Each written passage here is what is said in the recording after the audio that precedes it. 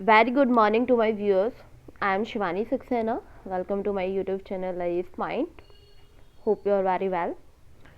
So देखिए current affair का time हो चुका है, आज थोड़ा लेट हो गई उसके लिए सॉरी। देखिए आज है 19/1/2022। आज का करंट हमें क्या बताता है इसके बारे में हम लोग जानेंगे। मैं उम्मीद करती हूँ कि आप लोग कॉपी और पेन लेके बैठे होंगे, क्योंकि आपको उसमें इम्पोर्टेंट पॉइंट्स को नोट करना होता है और जो कल का करंट होगा वो आपने रिवीजन कर लिया होगा। तो चलिए जान लेते हैं। आपको बताइए कि 43 वर्षीय एक महिला है मेतशोला ईयू संसद की सबसे कम उम्र की अध्यक्ष चुनी गई हैं। क्यों चुनी गई हैं आइए मैं आपको बताती हूँ। यहाँ पे कि माल्टा की जो संसद है तो उसमें जो सांसद है तो उसमें यूरोपीय संघ ईयू 705 सदस्य का जो संसद का वो होता है अध्यक्ष होता है उसको चुना गया है। वह इस पद के लिए निर्वाचित होने वाली तीसरी महिला है। 43 वर्षीय उम्र कम है उनकी, सबसे कम उम्र में वो अध्यक्ष बनी है, लेकिन वो महिला कौन सी है, वो तीसरी महिला है और उनकी उम्र कितनी है 43 वर्ष है, जो कि आज तक के रिकॉर्ड में सबसे कम उम्र उनकी है। तो इनके लिए 2.5 वर्ष कार्यकाल के लिए पदभार ग्रहण किया है। जब डेविड ससोली जी का निधन हो गया था उसके बाद से इनको इतने कार्यकाल के लिए पदभार ग्रहण किया। ऐसे काफ़ी इम्पोर्टेंट न्यूज़ है। आइए जान लेते हैं आगे कि प्लास्टिक प्रदूषण का खतरा लगभग जलवायु परिवर्तन के बराबर है रिपोर्ट।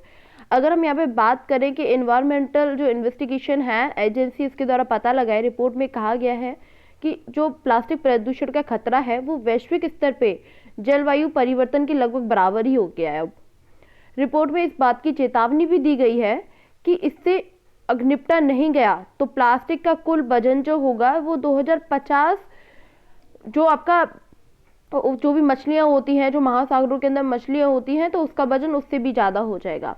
तो ये यहाँ पे हमें वार्निंग दी गई है कि चेतावनी हमें यहाँ पे दी गई है कि अगर ये कम नहीं किया तो बहुत नुकसान हो सकता है। ठीक है। सो देखिए आप लोग इस न्यूज़ को पढ़ रहे हैं, काफ़ी लोग इस वीडियो को देखेंगे क्योंकि वीडियो तो डिलीट नहीं होगी यहाँ से। सो आप लोग यही सीखिए कि जो प्लास्टिक प्रदूषण है, प्लास्टिक का आप कम से कम यूज़ कीजिए और जितना हो सके देखिए प्लास्टिक वगैरह जी ज़्यादा ठीक नहीं है तो कम यूज़ कीजिए, क्योंकि देखिए हम लोग अगर साथ नहीं देंगे गवर्नमेंट का तो इस प्रदूषण को रोकना बहुत मुश्किल हो जाएगा और जिससे जो आने वाली जो जनरेशन होगी उनको काफ़ी प्रॉब्लम का सामना करना पड़ेगा। तो हम सबको साथ मिलके ये प्रॉब्लम का समाधान करना है, तो इसके लिए आप सभी लोग साथ दें गवर्नमेंट का। ओके, जैसे कि जो यहाँ पे बताया गया है कि 2050 में ये परेशानी होगी तो ऐसा हमें देखना नहीं पड़े। चलिए जानते हैं आगे और जान लेते हैं कि तेलंगाना में 2022 और 2023 के सभी सरकारी स्कूल जो है उनमें अंग्रेजी की होगी पढ़ाई। डेट्स मीन अभी तक अगर कोई भी गवर्नमेंट जो स्कूल्स होते हैं 12th क्लास तक के, तो वहाँ पे हिंदी मीडियम में ही पढ़ाई होती है, इंग्लिश होती है लेकिन वो कंपलसरी लैंग्वेज होती है। सॉरी। तो अब क्या होगा यहाँ पे कि अब यहाँ पे जो तेलंगाना है, तेलंगाना में 2022 और 23 से जो सभी सरकारी स्कूल होंगे उनसे अंग्रेजी माध्यम से पढ़ाई होगी। आपका हिंदी तो कंपलसरी होगी क्योंकि बाकी जो सारे जो सब्जेक्ट होंगे वो इंग्लिश मीडियम होगा, मतलब पूरा जो स्कूल होगा वो इंग्लिश मीडियम हो जाएगा। तो जो भी बच्चे हैं, जो भी फैमिली है, तो वो अपने बच्चों को सरकारी स्कूल में भेजने के लिए तैयार है यदि शिक्षा का माध्यम अंग्रेजी हो। तेलंगाना कैबिनेट में जो शैक्षणिक वर्ष है तो राज्य के सभी सरकारी स्कूलों को अंग्रेजी माध्यम से पढ़ाई शुरू करने और निजी स्कूलों में जूनियर एवं डिग्री कॉलेजों में शुल्क रेगुलेट करने का निर्णय लिया गया है। बिल्कुल सरकार ने मंत्रिमंडल को लगता है कि ग्रामीण क्षेत्रों में माता पिता अपने बच्चों को सरकारी स्कूल में भेजने के लिए तैयार हैं यदि वो शिक्षा अंग्रेजी माध्यम में हो तो काफ़ी इम्पोर्टेंट न्यूज़ है। ऐसा होता है ना कि देखिए इस टाइम पे क्या नहीं कि गवर्नमेंट स्कूल में तो ये पढ़ाई नहीं जाता है, तो अगर गवर्नमेंट कॉलेज अगर अंग्रेजी माध्यम से हो जाते हैं तो जो माता पिता हैं वो अपने बच्चे को उसमें भेजेंगे। सो ये यहाँ पे न्यूज़ आपको बताई गई है, काफ़ी इंपॉर्टेंट न्यूज़ है, आप इसको नोट कर लेना क्योंकि अभी देखिए अभी आगे भी इसका मुद्दा होगा, ज़रूर इसके ऊपर मुद्दा छिड़ेगा। तो जो भी अपडेट होगी नेक्स्ट वो मैं आपको इससे रिलेटेड लेके आऊँगी, तो आप इसको नोट ज़रूर कर लीजिएगा। और हाँ, वन थिंग कि आप इसको तब नोट करते हो ना, हर न्यूज़ को तब 2-3 लाइन में नोट करते हो, तो थोड़ा सा 4-5 लाइन का गैप छोड़ दिया करो हर न्यूज़ में, क्योंकि उसके ऊपर जो भी नेक्स्ट अपडेट होगी वो हम वहाँ पे नोट कर लेंगे। ठीक है, अगर वो नेक्स्ट अपडेट भी नहीं आती तो वहाँ पे देखिए करंट है, करंट में अपने पॉइंट ऑफ व्यू डाल सकते हैं कि हाँ यहाँ पे ऐसा किया जा सकता है। सो ये काफ़ी बेटर रहेगा, जिससे कि जो मेंस की आंसर राइटिंग होती है तो हम उसको इस करंट को क्वेश्चन के अकॉर्डिंग हम उसमें इसको इंक्लूड कर सकते हैं, देख मेंशन कर सकते हैं, तो काफ़ी बेस्ट रहेगा आपका क्वेश्चन। देखिए दी बेस्ट जो फीफा फुटबॉल अवार्ड्स है 2021 में किसने जीता है, कौन सा खिताब। देखिए अगर यहाँ पे कि वायरन जो फॉरवर्ड रिवॉर्ड है आपके, तो उन्होंने इसको जीता है।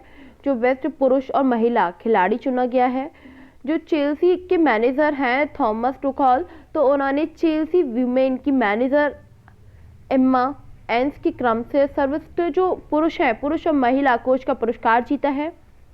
सो अगर खिलाफ अपनी जो भी रोबाना किक के लिए पुरस्कार अवार्ड जीता है, काफ़ी इम्पोर्टेंट न्यूज़ है कि किसने कौन सा अवार्ड और कौन सा खिताब जीता है। तो आप यहाँ पे इनके नाम याद रख सकते हैं, जो यहाँ पे आपको क्रम से दे रखे हैं कि द बेस्ट फीफा पुरुष और महिला ने खिलाड़ी चुना है। तो ये काफ़ी इम्पोर्टेंट न्यूज़ है कि चेल्सी के मैनेजर जो भी हैं तो आप उनको यहाँ देख सकते हैं और इसे नोट कर सकते हैं 2-3 लाइन में। देखिए अगर यहाँ पे बात करें कि जो सम्मानित मशहूर जो कार्टूनिस्ट नारायण थे, उन्होंने देवनाथ का निधन हो गया है। इनका जो निधन हुआ है ये पिछली साल ये एक हॉस्पिटल में एडमिट थे, जो नारायण देवनाथ जी हैं, और लंबी बीमारी के बाद मतलब अपनी बीमारी से काफ़ी टाइम लड़ने के बाद इनका मंगलवार को निधन हो गया है।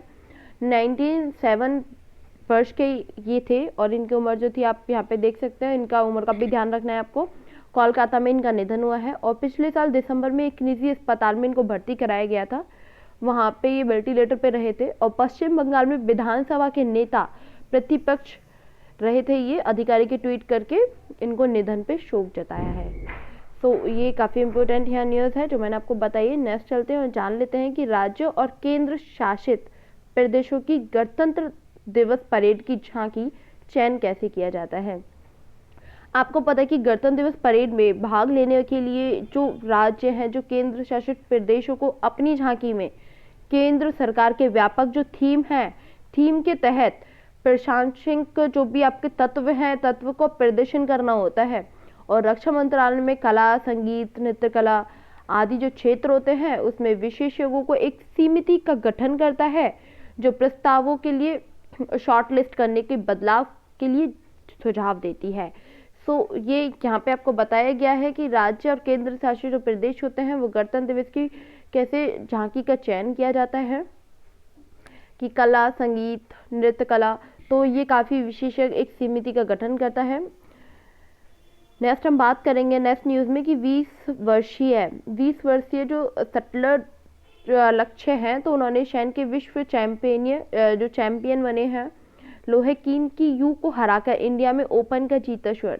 ये न्यूज़ आपको बताती है कि जो 20 वर्षीय भारतीय लक्ष्य ने शैन के विश्व चैंपियन को सिंगापुर के लोहे कीन यू को हरा के इंडिया में ओपन के मेंस सिंगल्स का स्वर्ण पदक जीता है। और ये पहली बार है कि किसी भारतीय ने इंडिया ओपन के ड्यू को खिताब जीता है। और लक्ष्य ने कितना किया है आपका 54 मिनट्स में